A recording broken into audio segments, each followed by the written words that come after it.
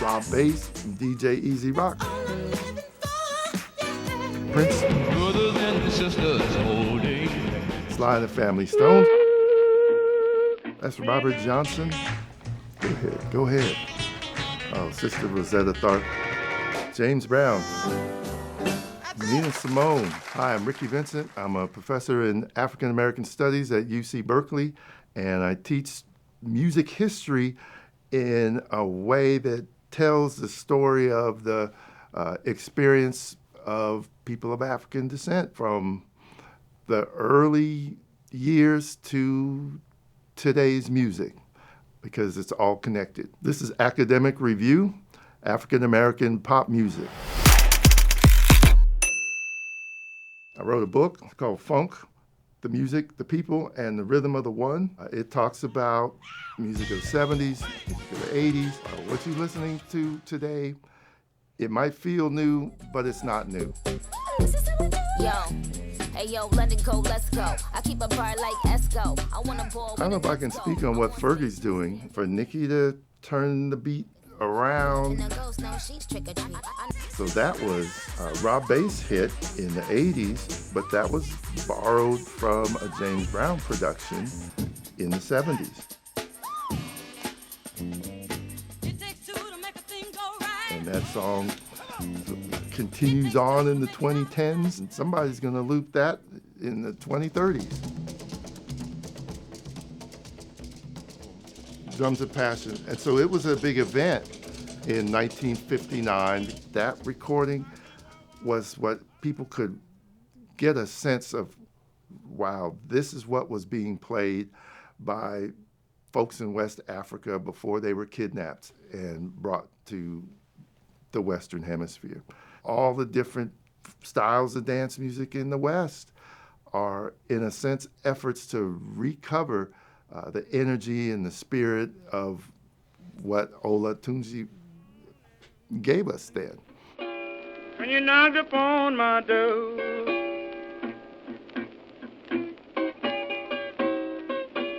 early this morning, when you knocked upon my door. That's Robert Johnson, one of the pioneers in the blues, in recorded blues in the 1920s, talking about me and the devil. The blues was seen as the dangerous music, the uncouth music, the devil's music, yet people craved that raw expression of the blues. And Robert Johnson delivered that, and he delivered that passion with that high note that made its way through singers for decades, to the point where Prince is best known for hitting that high note. That's the ecstatic. That's that kind of level of transcendence that a lot of people put a record on so they could reach that and reach for that. And it has deep roots, and yet we can feel it in today's music. I love the way the guitar is just part of her body. It's like...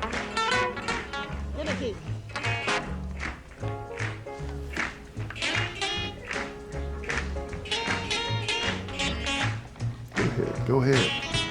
Oh, Sister Rosetta Tharpe. And so when she electrified the guitar and started making these rocking sounds, a whole new thing happened. And a lot of folks knew about her, but she wasn't in the spotlight when rock and roll began. And they give credit to Ike Turner, they give credit to Chuck Berry. A lot of people deserve some of the credit, but Sister Rosetta Tharpe was an innovator, and she was a life force. And she did something special to the music that folks built on for generations. You don't have to live next to me, just give me my equality. Everybody knows about Mississippi, everybody knows about Alabama, everybody knows about Mississippi.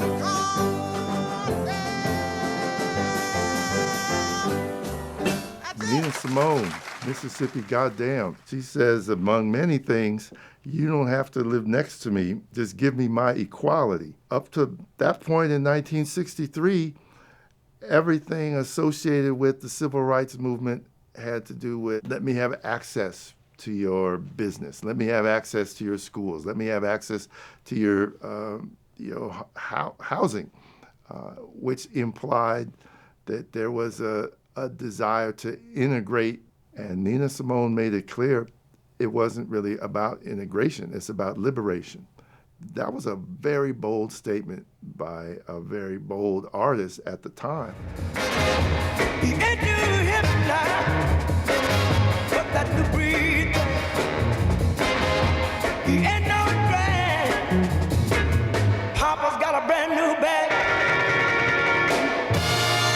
James Brown, Papa's Got a Brand New Bag. All 1 minute and 50 seconds that he gets to do it on the Ed Sullivan Show in 1965. That was a grand moment in music history and in James Brown's career, because he gets to create a new vista for himself and a new audience. And he does it with polish and professionalism, and he's in charge.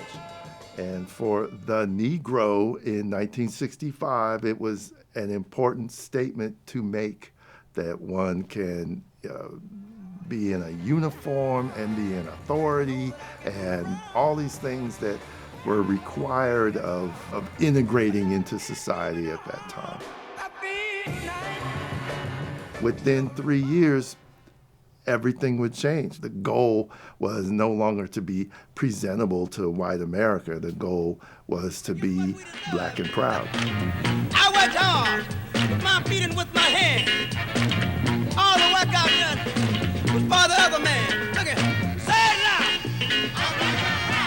loud. Yes, James Brown, the Godfather of Soul. He already had that name recognition, but there were whispers, James Brown, you just played Vietnam. You just did these kind of mainstream things. Are you still Soul Brother #1? He brought the band in Los Angeles, told one of his staffers to go to this middle school around the corner and get a bunch of kids. And he brought in some kids that knew the chant, knew what to do, set them down, and in one take,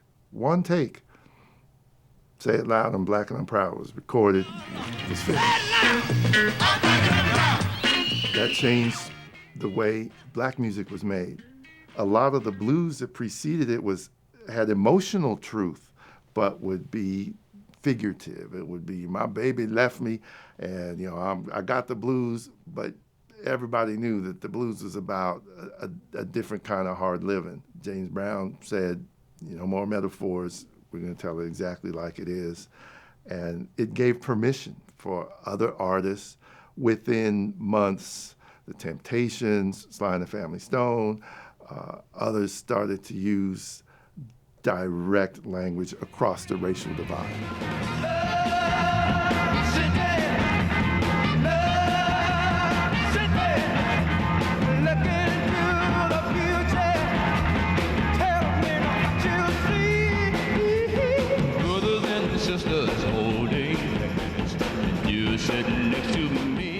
James Brown's breakthrough on the Ed Sullivan Show was important, but Sly and the Family Stone's breakthrough on the Ed Sullivan Show was possibly equally important, if not more, because they came with psychedelic soul that built on the soul power of James Brown, but opened it up to a universe of possibilities. Sly doing Love City, telling people this is the world we want, and looking different and colorful and funky. This is before Woodstock. And Sly gave people permission to put the rock in there, to put the gospel up in it. It was a template for really the entire decade of 70s music. Prince was able to condense all of that into one being, one person, one body.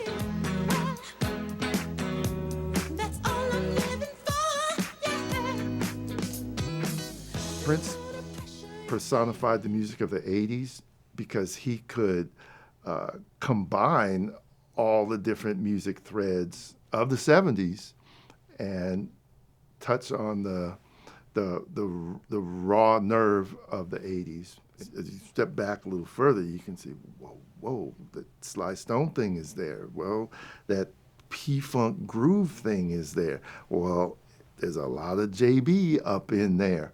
He was, in a sense, this amalgam of all of the predecessors, this river of groove and passion and style and soul, continues to flow. Super cool, super mean, feeling good for the man. Super fly, here I stand, secret stash, heavy bread, baddest bitches in the bed. I'm your pusher man. Curtis Mayfield, for all of his legacy in the 1960s for uplifting civil rights music, Keep on Pushing and We're a Winner and People Get Ready and all these songs. In the 70s, it was a different type of truth being told. That was a cautionary tale. He was trying to say the ironies embedded in this you need to watch out for, but it was so delicious the way he delivered it. It was iconic. It was an iconic moment. 1972, here's the album. It had a little special, the Superfly thing, and then the vinyl comes out. It was a whole experience.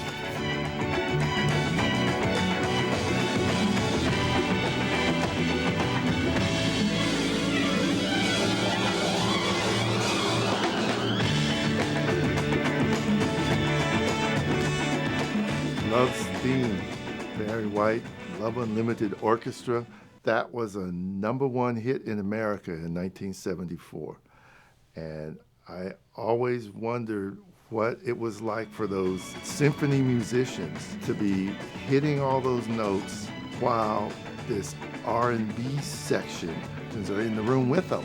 This was really a breakthrough at that time. Today's climate, we see that collaboration all the time. Metallica and the San Francisco Symphony would do a thing together. But Barry White broke the mold by doing that. And he let everybody know that luxury, that sound, luxurious sound, is a part of Black advancement. Get down, get down, get down, get down, get down, get down. Hurt. Lester, why don't you tell Clive here to leave the damn records alone? Let the songs play, son. Clive Campbell, otherwise known as DJ Kool Herc, is presented in this clip from a fictional narrative from a film called Vinyl, from a HBO series called Vinyl. It imagines Kool Herc's first forays into mixing and how that plays out to old school listeners who are used to hearing the whole record. I was one of those old school listeners that wanted to hear the whole record, and I would hang out with DJs and then get mad when they would break the song off before the other part that I wanted to hear came through, and it was a thing, but it was a generational shift.